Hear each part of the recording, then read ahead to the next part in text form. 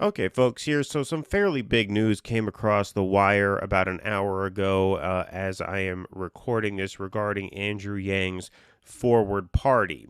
The Forward Party, up until now, has more or less functioned not so much as a political party, but as a political action committee focused on pretty much the single issue of democracy reform. In other words, taking down barriers for third parties, making it easier for the United States to function as a multi party system as opposed to just a fairly closed off and sort of duopolistic two-party system. Tonight, however, it was announced that the Forward Party has merged with two other political groups, which consist of former Democrats and Republicans, in order to create an actual third political party, which they intend to be an independent electoral force. All right, so Reuters had the exclusive on this. They published this at 8:32 p.m. I'm recording this at 8:53 p.m. And so this is hot off of the presses here. Former Republicans and Democrats form new third U.S. political party. Dozens of former Republican and Democratic officials announced on Wednesday a new national political third party to appeal to millions of voters they say are dismayed with what they see as America's dysfunctional two-party system.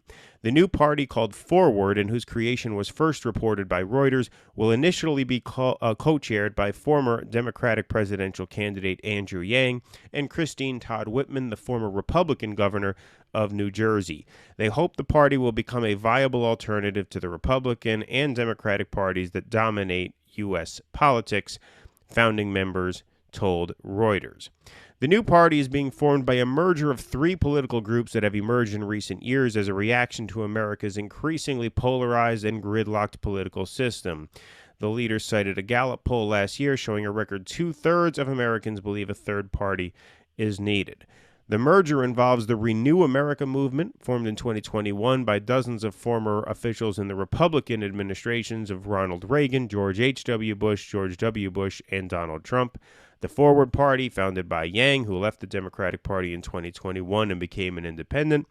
And the Serve America movement, a group of Democrats, Republicans, and independents whose executive director is former Republican Congressman David Jolly. Forward aims to gain party registration and ballot access in 30 states by the end of 2023 and in all 50 states by late 2024, in time for the 2024 presidential and congressional elections. It aims to field candidates for local races such as school boards and city councils, in the state houses, the U.S. Congress, and all the way up to the presidency. So right there, as you can see, it looks as though the Forward Party is indeed planning to run a presidential candidate in the 2024 election. That right there is a major development. Now, a lot of people have shrugged this effort off, but as Andrew Yang pointed out himself, and as I'm sure some of you may have figured, the amount of resources and backing now that they now have behind them makes this Forward Party instantly the largest third party in the United States. So already right now, they are larger than the Libertarians, and they are larger than the Greens. And so, with the money and the organization that they have behind them, these goals might not be as unrealistic as some people might want to think they are. Now, I'm going to read a little bit from the op-ed that Yang, Jolly, and Whitman published in the Washington Post. I'm going to bring that up right now, and we'll just read a little bit of this. I won't read the entire thing, but this was published basically in conjunction with that Reuters report. Most third parties have failed. Here's why ours won't. It starts out here: political extremism is ripping our nation apart, and the two parties have failed to remedy the crisis. Then they talk about January 6th and the sort of, signs that you see of, democracy in crisis. They mention here polarization is fueling a spike in political intimidation, death threats, assassination plots against members of Congress, governors, Supreme Court justices, and even the Vice President of the United States. They're referring to the gallows that were outside the Capitol building for Mike Pence on January 6th there. How do you remedy such a crisis? In a system torn apart by two increasingly divided extremes, you must reintroduce choice and competition. The United States badly needs a new political party, one that reflects the moderate common sense majority. See, this is where I start to have a few problems here. Today's outdated parties have failed by catering to the fringes. As a result, most Americans feel they aren't represented. Now, I would certainly agree that most Americans don't feel and ought not feel as though they are represented by the two major parties. I would also agree that the Republican Party, with their 6-week abortion bans and busing 10-year-old girls out of state when they get pregnant and suggesting that perhaps a 10-year-old girl should carry a rape baby to term, yes, I would agree that the Republican Party is certainly catering to the fringes. However, the problem with the Democratic Party is not that they are catering to the fringes. The problem with the Democratic Party are the moderates in the party. Joe Manchin, Kristen Sinema, right? I mean, if the Democratic Party is catering to the fringes, as they claim, I would love for them to explain what they mean by that. And I don't mean that in a confrontational way. I mean that as someone who, generally speaking, thinks this forward party is a very good idea. I think more parties are better. I think that their statement there about competition and choice is right on.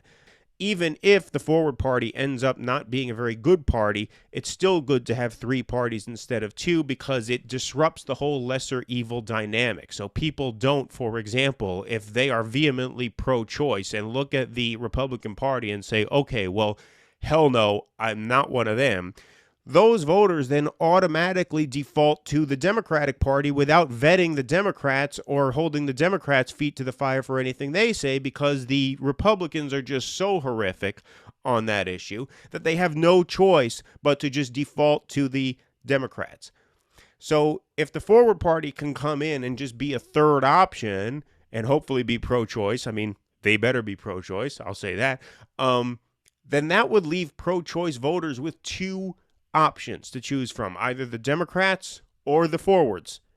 And that right there is very, very good for American politics because it stops you from just defaulting to the party that's opposite the party that you hate just because you hate that other party, right? So, like I said, even as someone who has spoken generally favorably of the forward party, what I will say is that they have tended to put out there this message, which is, it's a convenient political message that the 2 parties are too extreme and we need a party of, rational, common sense, quote unquote moderates to, focused on, uniting people, not dividing people, right? This is all pretty boilerplate stuff, but it works. I mean, I can understand why they run with that. However, I would like for someone to tell me how the Democratic Party has catered to its fringe. Now, you want to look to a governor's race in Virginia where Terry McAuliffe was insisting that Toni Morrison must be taught in the schools, and if any parent has a problem with it, they can go fuck themselves. Okay, you want to talk about that? Okay, I get what you're saying there. But nationally, what has this party done? What has the Biden administration done to cater to the quote-unquote left fringe? This is a party that has not passed paid family leave. They haven't passed paid family leave. They haven't expanded Medicare to cover dental coverage. I mean, I would have to know from the forward party, are these fringe ideas? Is paid family leave a left fringe idea? Is that an extremist idea? Because if it is, I can't support the forward party. I mean, I need some clarity on this. Because it's very easy to just come out there and say, oh, yeah, okay, Democrats are too far left, Republicans are too far right, we have to occupy this middle space. I understand that's a very neat, sort of easily packageable message. But unfortunately, this idea that the Democratic Party has catered to its left fringe doesn't jibe with reality. Once again, no paid family leave, no minimum wage increase. Where does the forward stand on the minimum wage increase? Is a $15 minimum wage a fringe idea? Yes or no?